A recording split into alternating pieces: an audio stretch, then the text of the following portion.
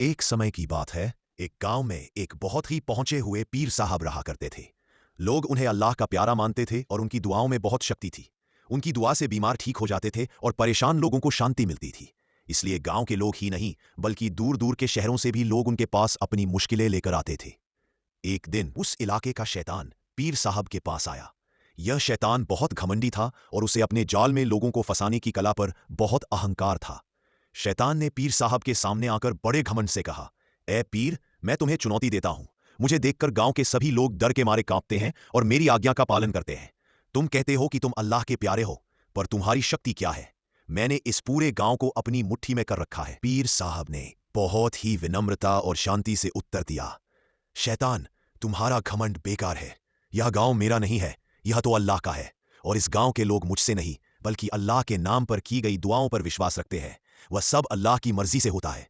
पीर साहब का यह जवाब शैतान को और भी गुस्सा दिला गया। उसने कहा, ठीक है, तुम कहते हो कि तुम्हारी कोई शक्ति नहीं है, को मैं अभी दिखाता हूं कि किसकी शक्ति है। शैतान ने तुरंत अपनी माया रची और एक भयंकर सूखे की आंधी गांव में भेज दी। सारे खेत खलिहान सूख गए, कुएं खाली हो गए और लोग पानी की एक एक बूंद के लिए तरसने लगे। गांव में हाहाकार मच गया। घबराए हुए गांव वाले पीर साहब के पास आए और रोते हुए बोले, पीर साहब, देखिए, शैतान ने क्या कर दिया। अगर जल्द ही बारिश नहीं हुई तो सब खत्म हो जाएगा। आप अल्लाह से दुआ कीजिए। उन्होंने गांव वालों से कहा, घबराओ नहीं मेरे भाई बहनों, अल्लाह सबसे बड़ा है।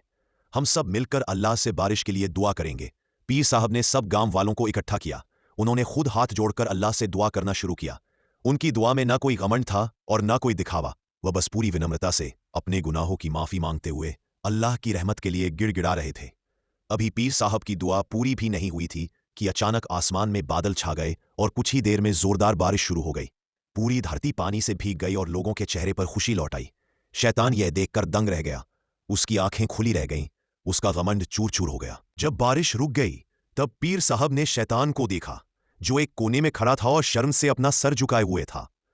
पीर साहब ने उससे फिर कहा, देखा शैतान, शक्ति मेरी नहीं थी, शक्ति अल्लाह के नाम में है।